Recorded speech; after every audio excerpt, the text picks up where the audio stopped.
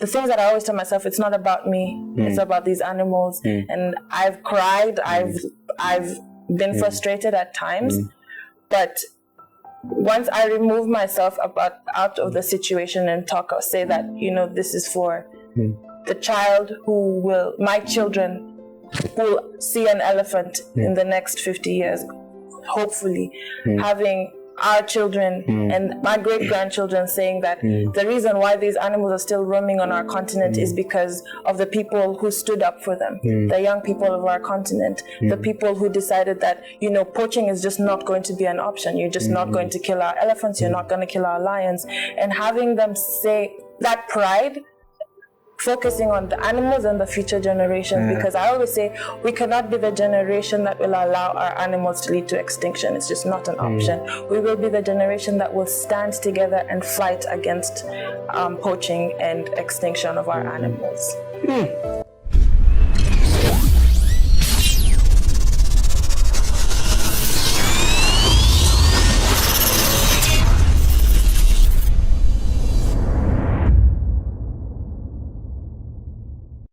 Hey everybody, welcome to another episode of the Leaders Podcast.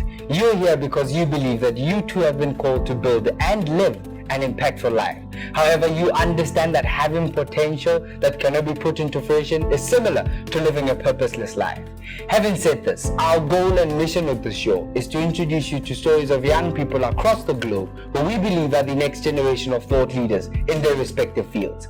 Additionally, we aim to share with you ideas and concepts that you can implement to elevate both your business and personal life. Right.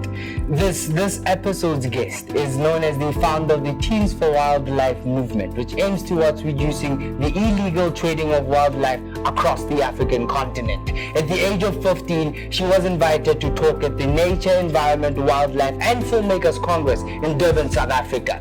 This young individual went on to found this organization and spent the last 3 years of her time working around elephants and wildlife conversations across the continent. At this conference also, she urged global leaders to take actions towards reducing illegal trading of wildlife across the continent. Ladies and gentlemen, join me in welcoming the Kenyan wildlife warrior, Tiassa Mutunkei. Tiassa, thank you so much for joining us here at the Leaders Podcast. Thank you for having me. I think to really start us off, while I was really looking into what you're about and the work that you've done, I think to start us off, and I think to the audience, tell us much more about yourself. Tell us much more about your wildlife journey. What really sparked your journey? So I started focusing, I've always loved animals. I've had numerous pets. I've had chameleons, I've had birds, I've had cats, dogs. And so I got to learn about wildlife, like the wild animals, when I was about 14, where I took an interest through watching documentaries and stuff. But when I went to the David Sheldrick Wildlife Trust, which is an elephant orphanage, I got to learn about how we're losing so many elephants. Like we lose 96 elephants every day in Africa. And I was shocked because we're not talking about this. Nobody knows about this. And like, how is it that nobody's talking about this? And so that's when I decided to start my movement, which was Teens for Wildlife, which is a space for young people to come together to think of different ways and ideas to end wildlife trade. And the goal is just to educate as many young people as possible, because I've learned that when you teach somebody about something, they learn to love it, and you protect everything and anything that you love. So the goal is to get as many African youth to love the wildlife, and then through that we're able to protect them. You seem to really talk a lot about the role that youth play in terms of wildlife conversation on the continent. I think tell us much more talk to me about why you believe so much that the youth play a key role when it comes to wildlife conservation on the continent. That's a very important question. I feel as though that we young people are the voice. First of all, on the continent, we're 70% of the population. So that's such a big role. And why is it that we're not part of the decision making? Our wildlife are ours, and also as much as they're ours, the wildlife belongs to the continent. And having that space where young people are at the forefront, because the future is ours. And so having our wildlife conservation being such a major role and a pillar on our continent is very important. And because we as young people have to be the voice for these animals. They don't have a seat at the table, and having that space to share our thoughts and views about the importance of wildlife, the importance of how wildlife plays such a big role in our cultural heritage is so important. And I think nobody can be able to share how much we as young people are able to share our emotions and express ourselves as much as we are. We can't pretend to be anybody else as young people. So because we're able to express ourselves, I think it's important for us to take a stance in such causes.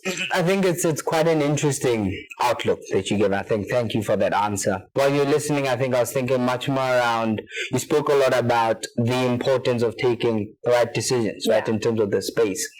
Can you by any chance give any other examples of what decisions does it look like in terms of taking action in the space of wildlife? Definitely. We have focusing on, I think, what I've learned about working with young people is that we have very fresh and vibrant ideas that are best suited to us. And so I don't think it's necessarily the right thing to do when we have an older person deciding what we should do as young people. Whereas in wildlife, having a space where we as young people are able to come together and see, this is how we want our future to look like, and this is how we want our animals to be, this is how we want the spaces of wildlife to be, and the sectors. And so if we are the ones who are dictating the way our future should be, I think we should be at the forefront of these decisions, these conversations that are happening, deciding whether wildlife conservation should be a course in the education curriculum. If we are the ones in school right now, if we are the ones being taught through these education systems, I think by having us young people at the forefront, making these decisions is better suited for us as young people. Quite an interesting answer indeed. I think also you, and I know through looking at you, you started this thing at the age of 15. I think I'm much more interested in, talk to me about what you which means that you've been on this thing for about 3 to 4 years right now, if I'm correct. So I'm trying to figure out, what would you believe is your role, the role that you've played thus far in terms of the wildlife conservation? If not, what are some of the things that you would like to do in terms of the space? It's been tough, I'm not going to lie, because in the conservation sector, it's a very white male-dominated sector. And as a Black woman who's young, entering this space, I've had questions of, who do you think you are? What are you doing? And I don't know what I'm doing because I'm young. So that role to be the catalyst to open spaces for young people in conservation has been a very motivating, but at the same time stretching task that I've had to go through. But I would say that my role is being the voice for these animals. There's nothing, at the end of the day, I want someone, once I have a conversation with someone, they'll have a different outlook of wildlife conservation, not seeing it as a space where a tourist comes, tells us that, oh, we like these animals in Africa, so we're going to protect them, and then leave. It's a sector where people who look like me and who look like you are going to be able to have a voice and a platform. Having young people saying like, oh, why not be a marine biologist? Well, let's get to know about the animals in the oceans of our continent. Having a young person decide, oh, I want to teach other young children about the importance of conservation. Having people who look like us be in such big and motivational roles, showing that the African continent is a space where we're able to share. So I think my role has been showing that little girl who's 10 years old that she can also be in a conference, the Nature, Environment and Wildlife Filmmaking Congress, and see if she can be a keynote speaker, I can too. Having that space to show that other young people that we Africans are able to do stuff because we have the power to. Interesting answer. I think, having been close to you for some time at the academy, having also observed you from both afar and up close, one thing that I really admire about what you've done is your level of dedication towards really what you talk about. I think, tell us much more around you just told us about some of the challenges you faced. What were some of the things that kept you going? What were you telling yourself that made this thing so important to you? Oh, that's a very important question. One of the things that I always tell myself, it's not about me. It's about that elephant. It's about that lion. We only have 20,000 lions left on the continent. And if we claim so much to be the continent that breeds and are so culturally involved in our wildlife, yet we just don't. People have painted us as that we don't care about our animals, which is not true. It's just that we don't know, which is why Teens for Wildlife is trying to bridge that gap and show people, educate them so that they learn to love them. And so definitely one of the challenges, the things that I always tell myself, it's not about me, it's about these animals. And I've cried, I've been frustrated at times, but once I remove myself out of the situation and say that, this is for the child my children who will see an elephant in the next 50 years, hopefully, having our children and my great-grandchildren saying that the reason why these animals are still roaming on our continent is because of the people who stood up for them, the young people of our continent, the people who decided that, poaching is just not going to be an option. You're just not going to kill our elephants. You're not going to kill our lions. And having them say that pride, focusing on the animals and the future generations, because I always say we cannot be the generation that will allow our animals to lead to extinction. It's just not an option. We will be the generation that will stand together and fight against poaching and extinction of our animals. It's really interesting. Thank you for that answer. What I loved about it is that you speak a lot about this idea of selfless sacrifice, right? The first thing you say, well, it was not about you, and got me thinking about the ability to give back and not expect anything in return, something I genuinely admire about what you've done. On that note, what would you say is a message to the world? I would say that I always say, no matter how young you are, if you're 5, if you're 6, if you're 28, if you're 50, no matter how young you are, you have the power to change something.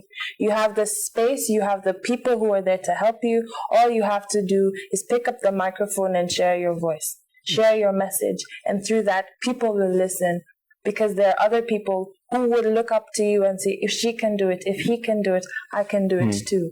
No matter how small you think your idea is, it can make a difference. All you have to do is share your voice and be the voice for what you want to change. Thank you so much, Tiassa. It's been quite interesting getting to know about you and your story. I think to our viewers, how can they get in touch with you? Oh, definitely. So we have a social media page, which is Teens for Wildlife Kenya, on Instagram and on on Twitter, and you can reach to me personally on Instagram at Tiassa Mutunkei.